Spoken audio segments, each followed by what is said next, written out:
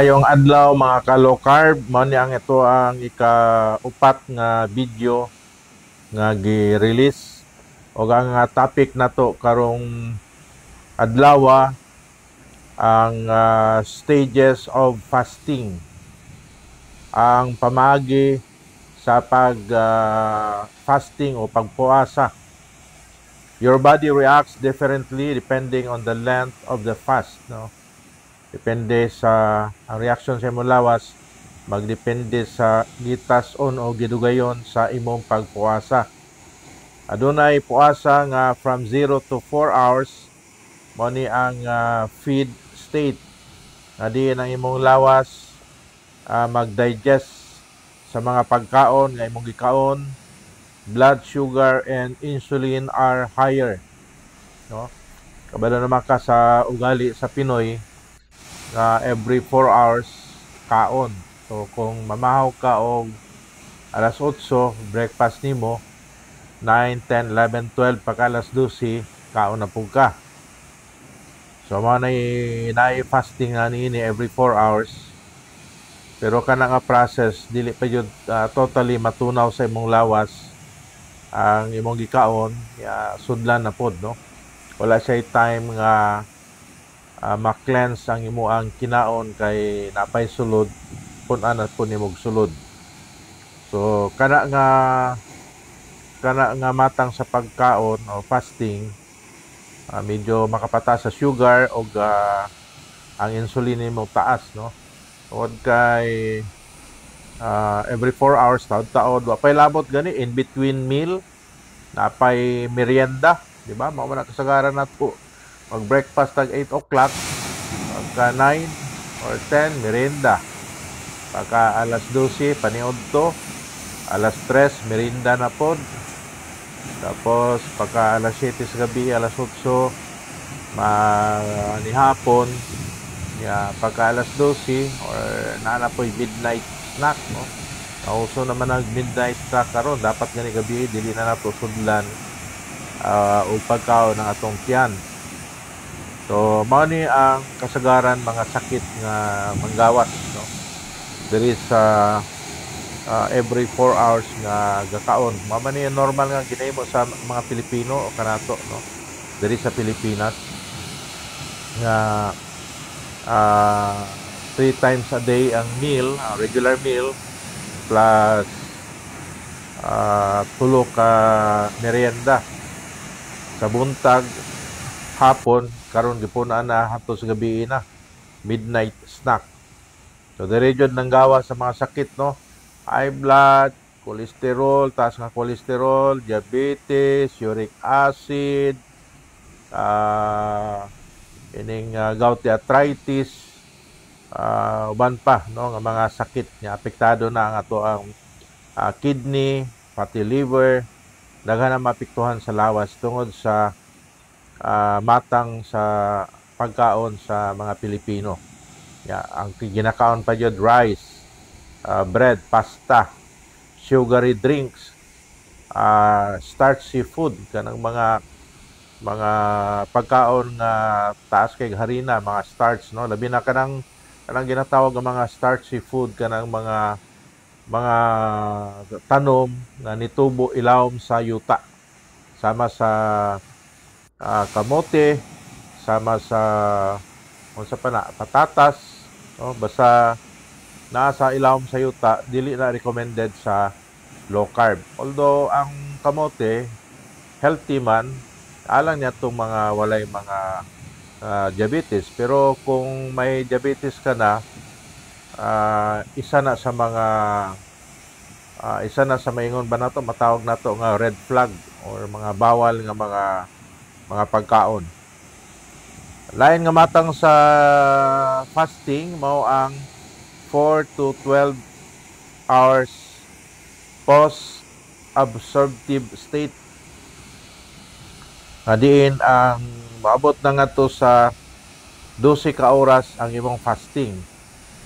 So, mao man po ni kasagaran nato po ang uban nga mokaon o katong nay gamay nga disiplina sa pagkaon, mokaon og alas 7, alas 8 sa gabi, Then the following morning, mga buta na to, ang last nimo nga panihapon is 7 p.m.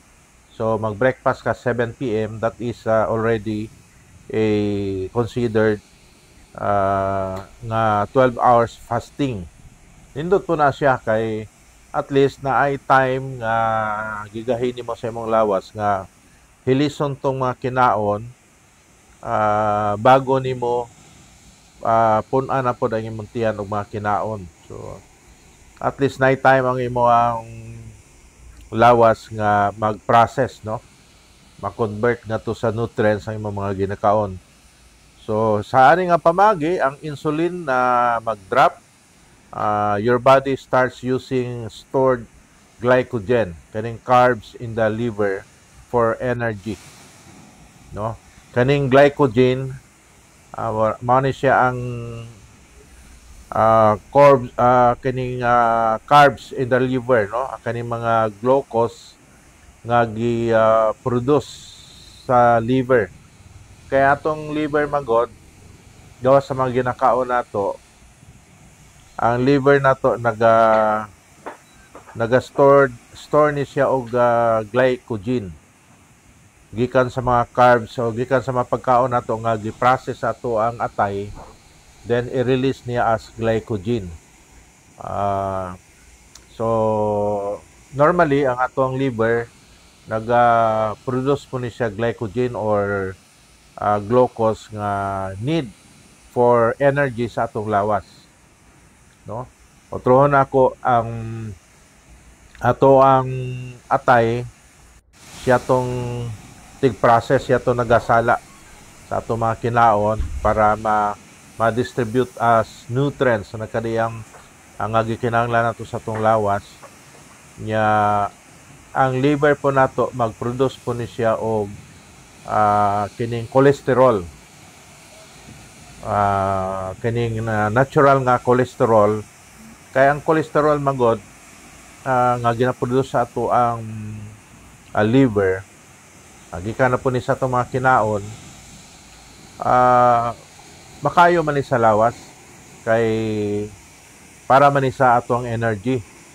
Pero kung sobra-sobra sa atong ginakaon nga mga cholesterol gikan sa tambok sa baboy, tambok sa baka, mga fried foods o guban pang mga unsa ang mga ginakaon nato nga mga tambok, mga fatty nga mga pagkaon, mao na ang makadaot, no? Murag excess na siya sa atong gikinahanglan sa atong lawas. So nindot pod, no, ang 12 hours fasting. Kung alas 8 ka sa gabi ani hapon, then the following day sa morning alas 8 sa buntag ka mag-breakfast, that is already considered as 12 hours fasting. Ang ikatulo mao ang 12 to 16 hours. Kaning gitawag og 16 hours fasting.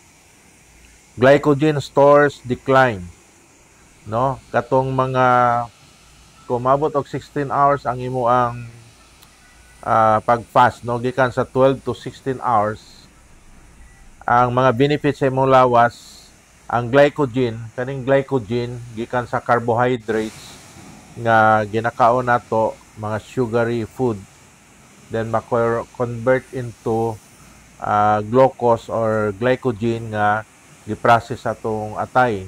Ang tawag niini glycogen. Mag-kuan siya, mo decrease tungod kay i-utilize naman ni as source of your energy. So mo ubos siya, dili siya mosaka. So masunog siya.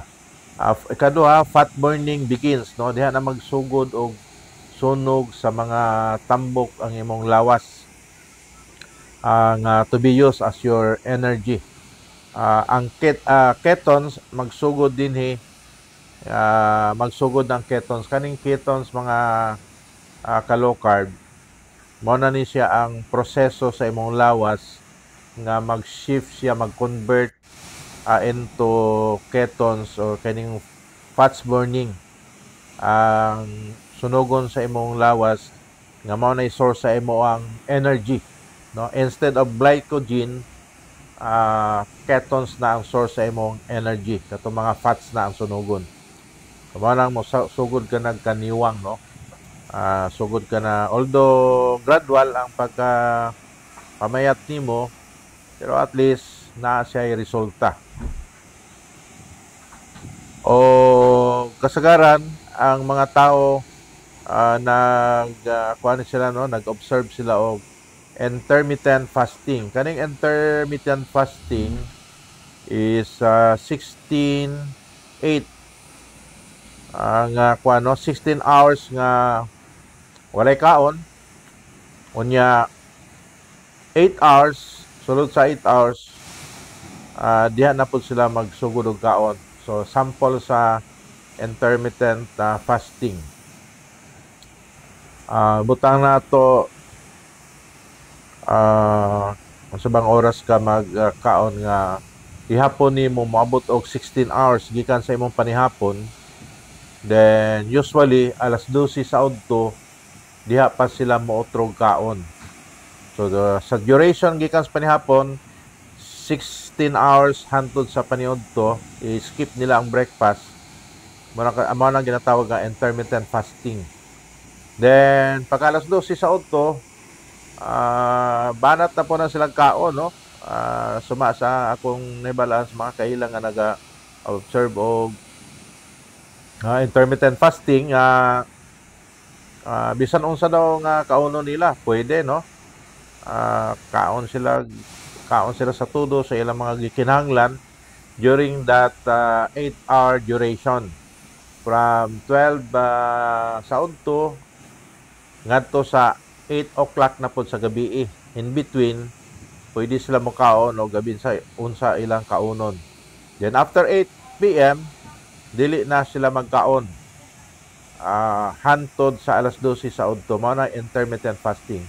Which is also good, no, para sa mga adunay mga sakit, no, sama sa diabetes, mga high blood ug uban pang mga sakit, no, uric acid. Makatabang gyapon ni siya. Pero kaning 24 hours fasting gikan sa 18 hours ngadto sa 24 hours fasting, wala na ko naka-experience sa ani. Mostly fat burning na yun nga mag-increase ang fat burning. Normally grabe yun ang pagkatunaw sa imong mga tambok, no? Fat burning begins, ketones start to appear, ang growth hormone also increases, helping preserve muscle. So amot lang kinsa kaninyo ang naka-fast og 24 hours. Pero para sa ako, burag di pa kaya, no? Kaya na pa ko sa level sa low carb karon.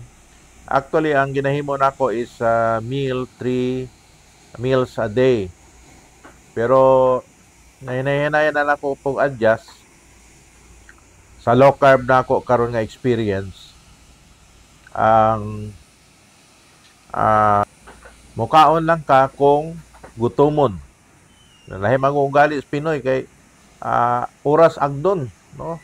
Oy, alas 7 na, alas 8 na, basig mapasmo mo, kaon na, pamahaw na. Pagka alas 12, kaon na mo, kay basig mapasmuhan mo, alas 12 na. No, ayan na, alas 8 sa gabi, manihapon na mo, kay mapasmuhan mo. Pero sa low carb diet is, so kung gutomon ka, diha pa ka mo kaon. So, ana dapat, no? Kaya at least, tagaan na tong time, mga to ang intestine nga mag-process nga cleansing pod mas nasa time nga mag-cleanse nga wala pay sulod ba lisod man ang napay sulod imong tiyan paslak ka na sa nimong pagkaon. So ang ato ang digestive system, atong intestine, dili siya makapahulay, murag ma-overuse siya og sasakyanan pa na atong tinae naga-overheat na. Sa grabing ginapaslak na to nga mga pagkaon. Ang sunod kaning 24 to 48 hours nga fasting, mao ni ang ginatawag nga autophagy, cell clean up and repair. So inflammation decreases. So pero murag sa ako dili ni kaya murag 2 days na ni nga fasting, no. Usually ang nagahimo ani kaning 24 hours fasting, 48 hours fasting, mga keto diet, no, katong mahilig magkaon og mga tambok na jud, ketogenic na keto diet. Ang ginahimo nila is 24 hours fasting. Then paghuman sa pag-break nila sa fasting, paghuman sa fasting nila, kaon ni sila daghang tudo-tudo og mga fats, no. Tambok sa baboy, tambok sa baka, nya paghuman tag isa ka dosina nga itlog, nya mokaon pa jud og isa ka dosinang kining balot. Di na po na ako na makaya nga na nga sistema. Pero sa uban kaya, makita na ko ang mga lawas nila. Mga pan yun sila, payat yun sila. Ninot man ang ilang lawas pod. Pero kung beginner pa ka sa kining low carb, ayaw sa jud diretso ani. No? Moagi sa ka sa step by step. Dili sa ka mag-fasting, kung dili actually kanang low carb nimo is a form of fasting naman kay daghang mangkag mga pagkaon nga ginabawal na kanimo. So na regulate na nimo ang imo ang intake, no, ang pagkaon nimo. So mga pagkaon nga especially mga bawal. So mao ni siya na napay 72 hours and beyond, no, masubra pa jud man ni nga deep autophagy, stronger ketosis na ni. Mas grabe na yung paghili sa mga payat sa mga tambok ni mo nini. Immune system regeneration. Pero kung nakay problema, nakay mga sakit, nakay mga diabetes, gout, hypertension, maintenance medicine, dili pa pwede ka mag-extend og fasting. Consult sa kasi mga doktor, no. Tungod kay pag natay sakit, need man puntag nutrition. Pero kaning ila katulining mga tao siguro nga dili grabe ang mga sakit, no. Gusto na nila magpapayat jud. So mao na ni siya ang 24 hours, 48 hours, 72 hours, grabe na po ni mga isa ka adlaw, duha ka adlaw, tulo upat ka adlaw ay kaon. So mura na pod og gi-sakripisyo nimo imong lawas, pero healthy man po sa uban nga nagahimo niini. Katong keto diet ang tawag niini. Kasagaran nila ang intake sa carb kaning keto diet is 20 grams to 50 grams. Pero ako, anak man po ko, 20 grams to 50 grams man ako ang low carb.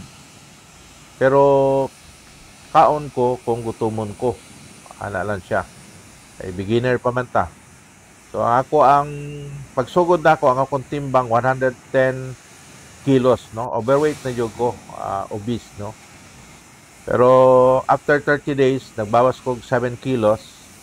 At least maayo na nga good indicator na nga at least na progress, no. Kamay. Pero hinay-hinay, dili lang po nato pugson nga mukiyos kay ta, tama-tama lang. Although ma-miss nato ang bread, pasta, kisa may di good ma-miss nga mga cakes, no.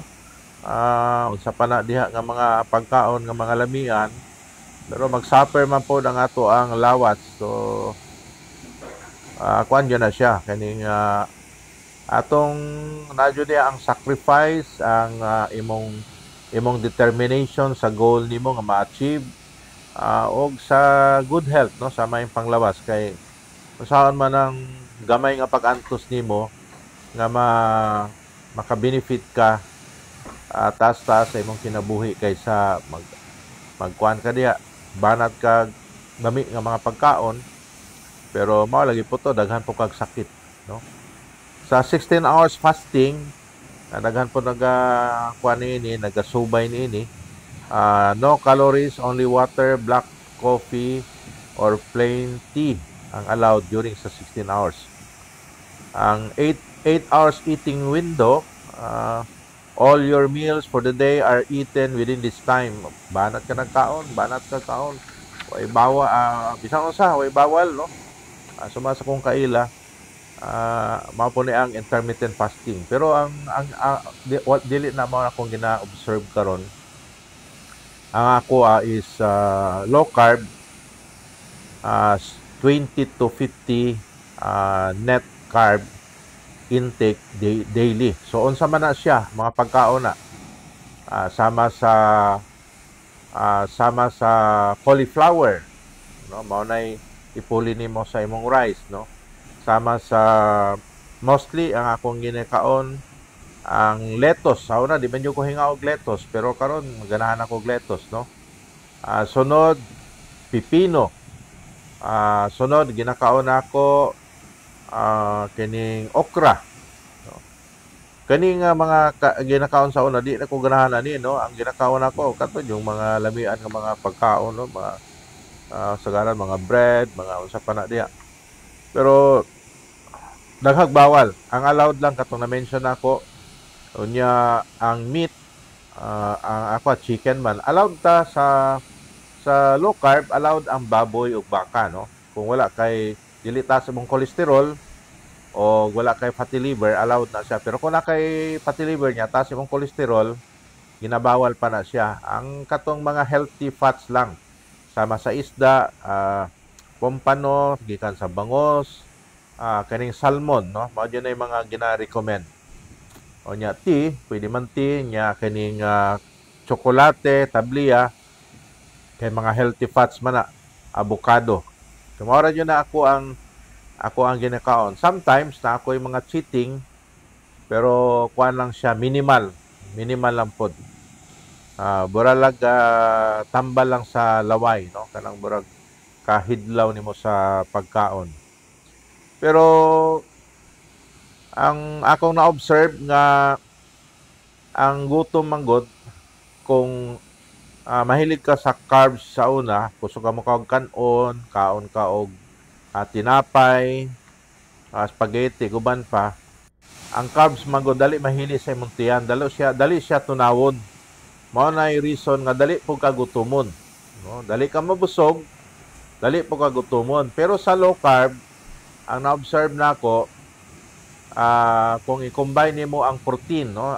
Sample sa protein nga akong ginakaon is chicken, sagulan og mga green leaves, no? Gulay, kamunggay, okra, pipino o kading lettuce, mao na madali-dali nako, avocado, kuan maghapon na kining healthy fats maghapon avocado.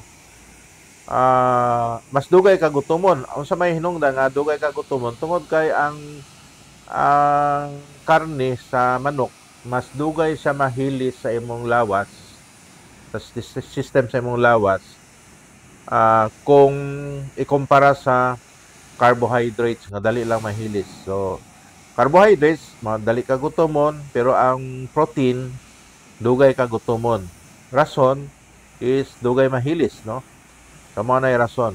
Nya ang sa kuan pod, ang sa low carb, extended energy, no? Tingala ko magbiyahe ko, magabian na lang, kuan maghapon, energized man gihapon. Dili pareha sa carbohydrates nga dali ka malubat, no? Murag feeling nimo kapoy jud nya, dali ka maluya. Gutomon ka, luya ka. While sa low carb nga more on protein and fiber, mga gulay,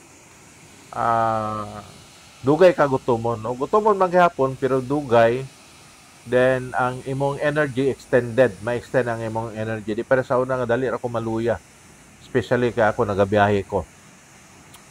So mao ni siya, so far ang atong iskutan nga mga benepisyo sa fasting. No, pero kung beginner pa ka sa low carb, kaon ka 3 times a day. No? Kung gutomon ka, kaon ka. Basta i-limit lang nimo dito sa mga pagkaon na pwede. Ang mga pagkaon nga bawal, ayaw jud, no? Sa may mga bawal nga pagkaon, katong mga dilata, mga process nga mga pagkaon, unsa pa na mga suriso, unsa pa nang gina-process gikan sa factory. Labi na ng mga dilata, bawal yun na siya kay makakos tag inflammation. Kaning paghubag sa ato ang ilawom sa atong lawas kay tungod sa mga chemical, no, mga toxins nga ginasulod nato sa atong mga lawas gikan sa timpla nining mga processed food. Ang pwede lang diha mga gulay, mga preskong gulay, prutas pa gani gibawal alang ni atong mga diabetic, no, kay ang prutas manggod taas og content sa fructose o sugar level, sugar content niya mo ni nga ginabawal pa. Ang pwede lang sa low carb is katong mga berries, no? Berries, pwede na siya. So strawberry o guban pa. Common sa tuwa sa Pilipinas, strawberry. Pero bihira lang po, medyo mahalan yun noon po. Pero sa low carb, kung na kayo mga problema, dili pa pwede ang mangga, dili pwede ang pineapple, ang mga tamis, pinya, even mansanas gani, dili pa gina-allow, no? Berries lang yun ang sa low carb. Kunya, wala, mga green leaves, no? Anything green ang color sa imo ang sa gulay, unsa man, kamunggay, pichay, pako, unsa pa ng mga green leaves niya. Mao na siya ang pwede. Ang itlog, pwede ang chicken, pwede ang unsa pa. Mamana ako ang mostly nga ginakaon isda jud, no, kanang mga tambok ka isda kay healthy fats man na siya. So sample sa tambok nga isda ang akong ginakaon, pompano, kining salmon, no. Dami ang po ning pompano, medyo mahal lang. Kining bangos. So mao na akong ginakaon. Malan to ang akong ma-share kabahin sa stages of fasting. Pa sa mga beginner pa sa low carb, ayaw sa mo pag-fasting jud, no. Kaon mo 3 times a day. Bisa magmerienda pa mo diya. Kung magmerienda mo, almonds, no. Almond nuts, no. Wala na problema siya. Dili na kontra uric acid. So kana lang sa balik ta hantod sa sunod nga topic mayong adlaw mga ka low carb.